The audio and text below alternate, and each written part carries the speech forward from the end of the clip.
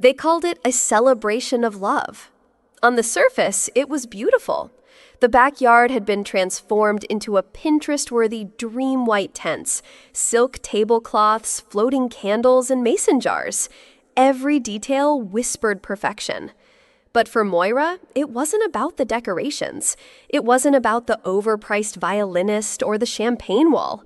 It was about a feeling, a flicker of maybe this time her daughter Evelyn would be seen.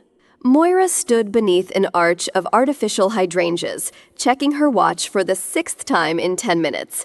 She smiled when guests walked by, but inside her chest, her heart was staging a quiet rebellion. She had been here before. Different events, different outfits, but the same unspoken hope that this would be the day her family made room for Evelyn, not just in a seat, but in spirit. 87 people had RSVP'd. Aunt Liz came in from Florida. Uncle Greg brought his new girlfriend. Even her old piano teacher showed up, despite the fact she hadn't taught anyone in years. But as Moira scanned the crowd, her eyes didn't search for familiar faces. They searched for one, Evelyn. Her daughter had taken a red-eye flight. Texted from the airport, "Gates open, on my way, Mom." She had packed a small gift bag. Inside was a photo frame she etched herself, a handmade tribute to the grandparents she still believed in. Moira had warned her gently, "You don't have to come, sweetie." But Evelyn insisted, "They're your parents. That makes them mine too, right?" Right, Moira wanted to believe that. That family wasn't just blood, but bond. That maybe the edges had softened with age. That this would be the year the gap finally closed. But her gut told another story. The kind you don't say out loud, but feel in your bones. A heaviness behind the ribs. Like waiting for a punch you've been trained not to flinch at. Because for Moira, every celebration in this family came wrapped with a test. How much silence can you swallow before your heart starts choking? Evelyn had landed. 5 hours, 1 layover, 2 coffees, a handmade photo frame wrapped in tissue paper tucked between socks and a bottle of dry shampoo. She texted her mom. Landed, Ubering straight to the house, love you. And then, silence. Moira checked her phone. Again. No new texts, no missed calls. She stood outside near the driveway, eyes scanning for the familiar outline of her daughter's curls behind an Uber windshield. Nothing. Maybe she's inside, Moira thought. Maybe she came early. Maybe she's fixing her hair or helping Grandma set the dessert table. Maybe. She walked to the back patio where her mother was fussing over tea lights like they were sacred relics. Her hair was styled in that 60s retro curl Moira had always found oddly performative, like the past was her favorite costume. "Mom," she said, trying to sound cheerful, "I think Evelyn's here already. I haven't seen her, though. Do you know if she came inside?" Her mother didn't flinch. "Oh, she came," she said, smoothing the edge of a linen runner. "A little before noon, I think." Moira blanked. "So where is she?" A pause. Her father appeared from the side door, holding a clipboard. "We told her it wasn't the right day to be here," he said flatly. The air thinned. Moira's voice cracked. "I'm sorry? What?" Her mother finally looked up. Her eyes were calm. Her lips even curled in a soft smile. "She's not really family," she said. "Not in the same way." Not in the same way. It didn't register. It couldn't. "She flew 5 hours," Moira whispered. "She skipped a friend's birthday. She bought a dress." "She understood," her father replied. "She didn't make a fuss. She was respectful." Of course she was. Evelyn always had been. Too respectful. Too quiet. Too afraid to make anyone uncomfortable, even when she was the one being erased. She didn't scream. She didn't cry. She didn't collapse into the grass, clutching her chest like in some movie. But inside, Moira snapped. Not loudly, not violently. More like the soft snap of a single wire under pressure, the final strand in a bridge that had been cracking for years. She looked at her parents, both so calm, so convinced of their own correctness, like what they had done was reasonable, like turning away a granddaughter was the same as returning a wrong package. Evelyn wasn't just excluded, she was dismissed, erased like a typo, removed like she was never meant to be written into their story at all. Moira's hands trembled. Not with rage, with realization. They had always been like this, only now they'd aimed it at Evelyn. That changed everything. She turned to look at her husband. He saw it in her face before she said a word, the set of her jaw, the way she stood straighter, the pain that had finally found its spine. "We're leaving," she said. Her mother blinked. "What?" "We're leaving," Moira repeated. Her voice wasn't raised. It didn't need to be. Her father scoffed. "Don't be dramatic." But she wasn't. This wasn't a scene. It was a line drawn in decades of sand. And this time, Moira wasn't stepping back from it. She turned to her kids. "Get your things," she said softly. They obeyed without hesitation. Even they felt the shift in the air. Her husband tossed out the untouched punch and grabbed their bags. No questions, no begging, just quiet support. They walked toward the car. No one chased them, no one called out her name. She didn't look back. But as she opened the car door, a thought hit her like ice. Evelyn still didn't know. She sat alone, near the window, 2 seats empty on either side, like parentheses holding her silence. Evelyn, a lukewarm cup of coffee sat between her hands untouched. Her eyes stared at the swirling cream, but her mind was somewhere else, probably still standing outside that door. Moira spotted her through the glass. For a second, she didn't move, just watched her daughter, the blue dress. The same one she'd picked out weeks ago. The gift bag on the chair beside her, still unopened. Moira opened the cafe door slowly. The little bell above it chimed like a church bell for something sacred. Evelyn looked up, blinking, like she wasn't sure if they were real. Moira didn't speak. She didn't need to. She just walked over and wrapped her arms around her daughter.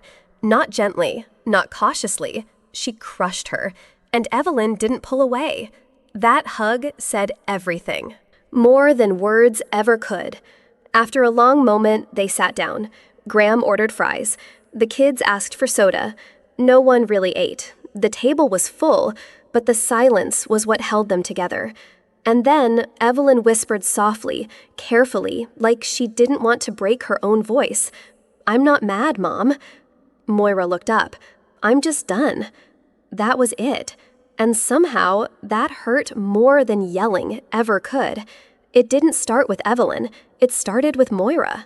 Before the forgotten coffee, before the unspoken exile, before the vow renewal turned silent rebellion, there were birthday cakes, cheap ones, with the wrong name written in pale blue frosting. Moira remembers one in particular. She was 10, her name misspelled. And when she pointed it out, her mom just laughed. "It's just cake, honey, don't be difficult." But it was never just cake. It was a symbol of all the ways she was always almost loved, almost celebrated, almost remembered. She remembers how Ruth got glittery handmade cards. Colin got full-blown soccer-themed cakes. And Moira, she got sheet cake from the grocery store, sometimes chocolate, sometimes stale. And then the amusement park. They'd been planning the trip for weeks. Moira packed her bag the night before, picked out her favorite sneakers. But when she woke up, the house was empty. She waited, assumed they were running late, that maybe someone forgot to knock on her door. But hours passed, and then Ruth let it slip. They had gone, without her, just left her. When she confronted her mother later, red-eyed and trembling, her mom chuckled. "Oh, Moira, we just didn't feel like you were part of the family that day." And they all laughed, even Colin, even Ruth, because apparently that was a joke. Every time Moira spoke up, the reply was the same. "Don't be so sensitive. You're imagining things. Why are you always the one who has a problem?" At first, she argued. She cried. She tried to explain how it felt, to be forgotten, to be excluded, to be present but still invisible. But over time, she stopped, because somehow they made her believe that her feelings were the real problem. Not their actions, not their favoritism, not their silence, her. So she started apologizing for being hurt, for overreacting, for being too much. And then the worst thing happened. She believed them. She convinced herself that maybe she was difficult. Maybe she was overthinking. Maybe birthdays didn't matter that much. Maybe the cake didn't mean anything. That's what gaslighting does. It makes you rewrite your own history with the pen of your abuser. And then one day, you pass that pen to your child without even realizing. Aaron was quiet, not weak, just gentle. The kind of man who noticed when your chair was wobbly and fixed it before you asked. The kind who remembered how you liked your tea and never forgot your birthday. He didn't talk over people. He listened deeply. He had grown up in the foster system. No mother, no father, no Christmas mornings wrapped in tradition, no last name that meant anything to anyone. But what he did have was heart, honest, unpolished, beautiful heart. And for Moira, that was enough. More than enough. But not for her family. From the very first dinner, her father asked, "So, where are his people?" As if a man without roots must also be without worth. Moira had smiled tightly. He was raised in foster care. Her mother tilted her head. That's so sad. But in their language, sad really meant suspicious. They didn't say it outright. They didn't have to. Their silence spoke louder than any insult. Aaron didn't go to a fancy college. He didn't wear polished shoes or carry generational pride. But he made Moira laugh. He looked at her like she was someone worth building a life with. They got married anyway, despite the cold stares, despite the backhanded blessings. When Evelyn was born, Moira thought, maybe now, maybe with a grandchild, things would soften, melt, heal. But no. Because Evelyn, as beautiful and bright as she was, reminded them of Aaron. And to them, Aaron had never been enough. It was Christmas. The tree glittered with memories. Each grandchild had an ornament, handmade, personalized, tiny snowmen with their names painted in gold cursive. Sophia, Liam, Chloe, Jackson, and Evelyn. She unwrapped hers slowly, carefully, like she already knew. Inside the box was a simple store-bought glass globe. No snowman, no glitter, no name. Just one word etched across the surface in factory font. Joy. Not Evelyn, not even Evie, just joy. Moira felt her stomach drop. She looked at her mother, who just smiled and shrugged. We weren't sure what she was into. Evelyn was 4. What she was into was stickers and grilled cheese and hugging people way too hard. She didn't need a snowman with a name. She needed a sign she belonged. But instead, she got joy, a word that felt more like a label for someone they didn't bother to know. And that's when Moira realized Evelyn wasn't being excluded because of something she did. She was being excluded because of who she was. Because she reminded them of Aaron, because she didn't fit into their storybook version of a real grandchild, because she came from the wrong side of Moira's history. And it was in that moment, watching her daughter hold that nameless ornament, that Moira's grief became something else entirely, fury. She didn't yell. She didn't cry. She didn't flip the dessert table or throw wine in anyone's face. Moira just stood up, that's all. And yet the energy in the room shifted like an earthquake. People noticed. They paused their small talk. Forks hovered midair. Aunt Liz blinked behind her champagne glass. Moira reached for her bag. Her kids followed. Graham stood beside her like stone.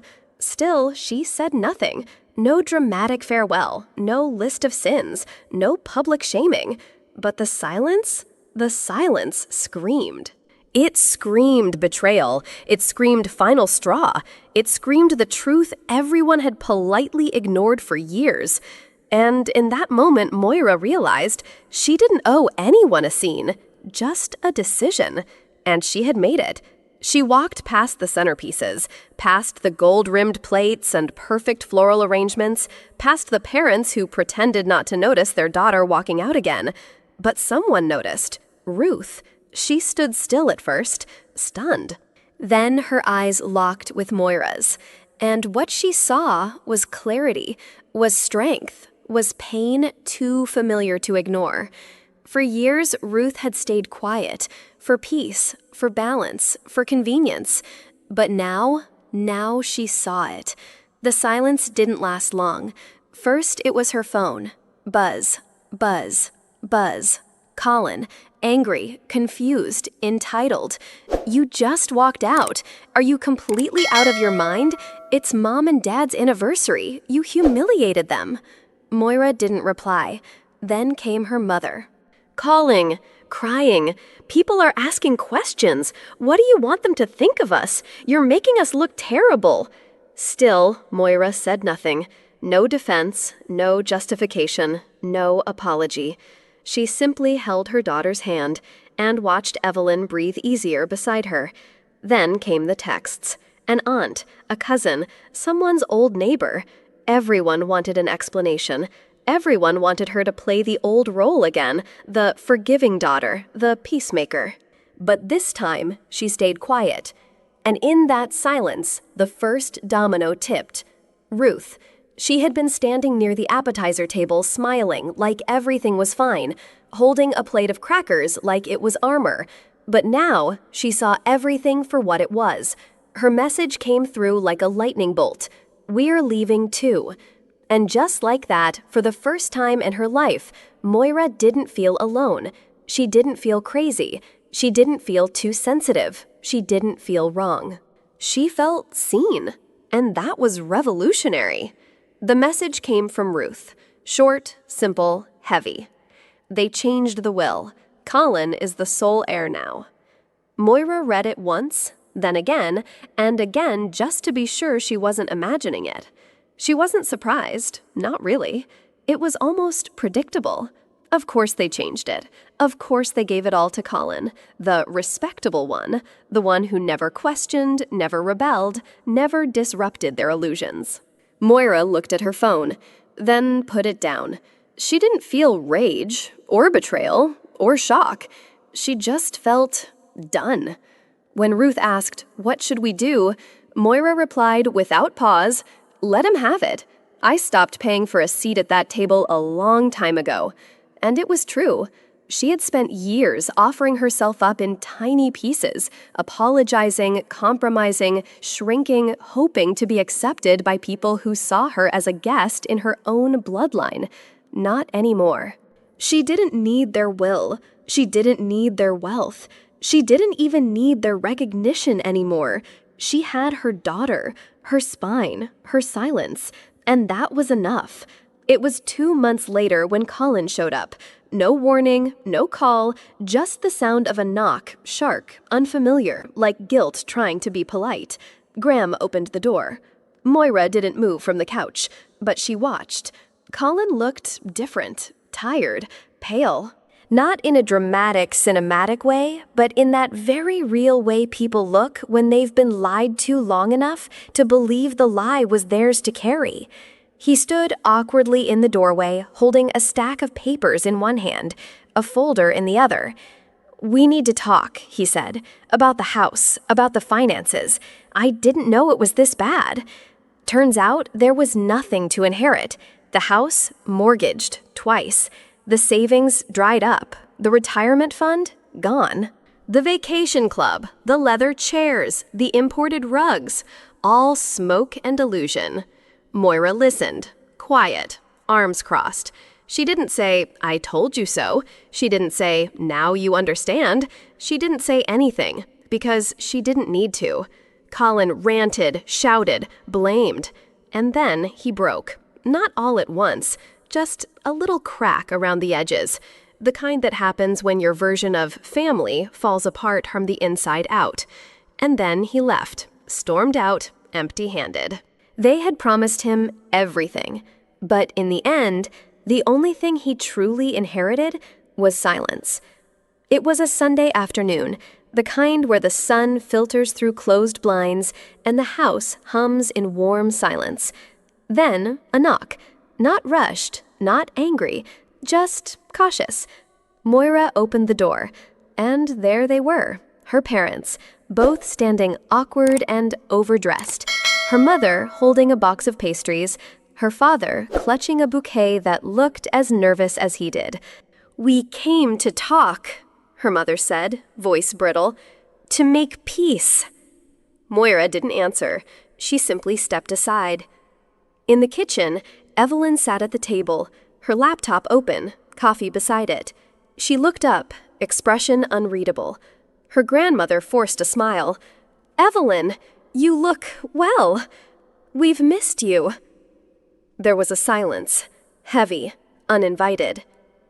Evelyn stood, tucked a strand of hair behind her ear, and with a voice soft but unwavering, she said, "I'm not angry.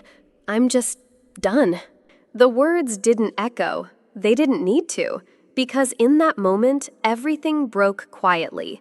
Her grandparents froze. No tears, no begging, no shouting. Just the quiet realization that some doors once closed never opened the same way again. Moira used to believe that family was something you earned, that if you were quiet enough, kind enough, useful enough, they'd let you stay. She spent years earning what was never real, but not anymore. Now the invitations stop at her mailbox. The calls are fewer. The silence, it's not heavy anymore. It's peaceful. Evelyn graduates. She walks across that stage with quiet confidence. A girl who once sat alone in a cafe, now surrounded by friends who see her. Moira claps the loudest. She takes photos, cheers, wipes tears, laughs. No one mentions the grandparents. No one wonders why they're not there. Because they're not missed. And standing in that crowd, Moira whispers something only she hears. "I chose my daughter. I chose dignity. And if I had to, I'd choose them again, every single time." Sometimes the bravest thing you can do is walk away from where love was supposed to live. Blood doesn't always mean belonging. We grow up taught to be grateful, obedient, loyal, but no one, not even your parents, has the right to make you feel unworthy of love. Real love doesn't require you to shrink to fit someone else's mold. If you have to lose yourself just to be accepted, that's not family, that's captivity. Choosing yourself, even if it's late, is still a victory. If Moira and Evelyn's story stirred something in your heart, subscribe to Athena Stories right now. Because here, we don't just tell stories that make you cry. We tell stories that make you wake up and rise. Follow the channel. Who knows? Next time, the story might just be yours.